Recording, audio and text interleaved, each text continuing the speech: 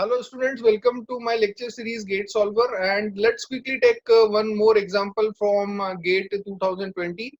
The question states that the bars of square and circular cross sections with 0.5 meter length and made up of a material with shear strength of 20 megapascal. The square bar cross section dimension is 4 into 4 and the cylindrical bar cross section diameter is 4 centimeter. The specimens are loaded as shown in the figure. They are having different loads: tensile, compressive, torsional, and bending. So we have to find out which specimen or specimens will fail due to applied load as per maximum shear stress theory. The maximum shear stress generally occurs on a surface which is at a 45 degree from the tensile surface with a magnitude of tau max equal to sigma by 2. So the maximum shear stress at yield point we consider as tau max equal to sigma at yield point divided by 2. So for a general state of stress, we generally have three principal stresses and which can be determined and ordered such as sigma 1 is greater than equal to sigma 2 is greater than equal to sigma 3. So the maximum shear stress is then tau max is equal to sigma 1 minus sigma 3 by 2 because it is the difference of maximum and minimum or the principal stress. So for a general state of stress, the maximum shear stress theory predicts yielding when tau max is equal to sigma 1 minus sigma 3 divided by 2 should be greater than equal to sigma at yielding divided by 2 or sigma 1 minus sigma 3 greater than equal to sigma at yield point or stress at yield points. So this implies that the yield strength in shear is given by sigma yield shear strength is equal to 0.5 of sigma at yield point. So as a conclusion, we can say that for design purposes, the equation can be modified to incorporate a factor of safety n.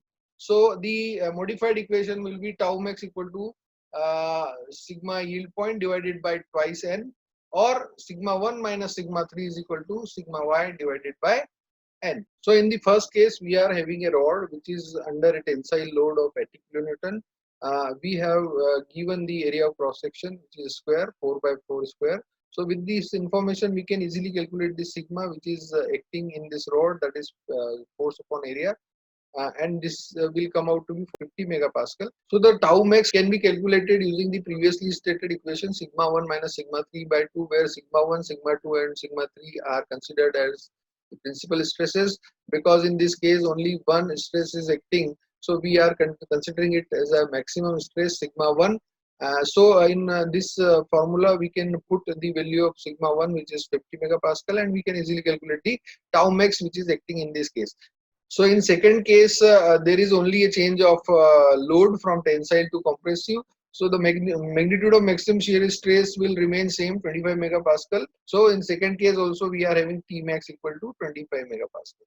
Now in third case we are having a circular rod of diameter D equal to 4 centimeters. So we know the basic equation of torsion which is T by J equal to tau by R, where T is the torque, J is the polar moment of inertia, R is the radius of the rod, and tau max is the maximum shear stress, where J can be calculated using pi into 10 to the power 4 upon 32. So this is the formula for polar moment of inertia of a sound.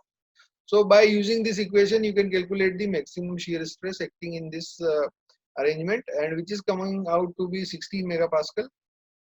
So in fourth case, we are having a square cross-section rod where at one end there is a bending moment of 320 Newton meter. So using our bending equation sigma upon y equal to m upon I, we can easily calculate the bending stress, where m is the bending moment, I is the moment of inertia, and y is the distance of outer fiber from the neutral axis.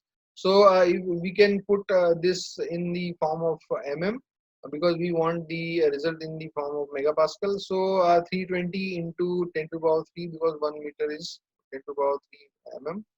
Similarly, we can convert the 4 by 4 centimeter into 40 by 40 mm, and we use the formula for square cross section or rectangular cross section, moment of inertia of a rectangular cross section, which is BD cube by 12. So we are having B and D similar. So we use 40 into 40 to the power 3 divided by 12 into the distance of outermost fiber, which is for this case it is 2 centimeter or 20 mm from the central axis. So the result or the maximum stress come out to be 30 megapascal. Again, using the maximum shear stress theory, which says that resultant of half of the difference of sigma max and sigma minimum. So with the help of this hypothesis, we can calculate the tau max.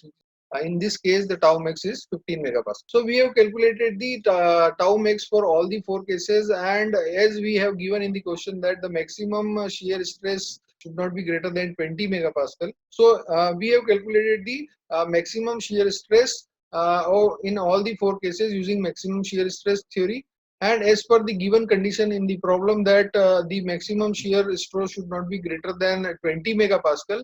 Now in the case of tensile and compressive loading, the tau max is going beyond 20 megapascal, whereas in case of torsion and bending, the tau max is within the limit of 20 megapascal. So our answer will be the answer A, which is tensile and compressive load specimen. So the failure will occur in case 1 and case 2 where we have tensile and compressive loading. So this is the answer. So the answer is A, my dear students. So thank you very much. In the next class, we will discuss a few more questions. Thank you.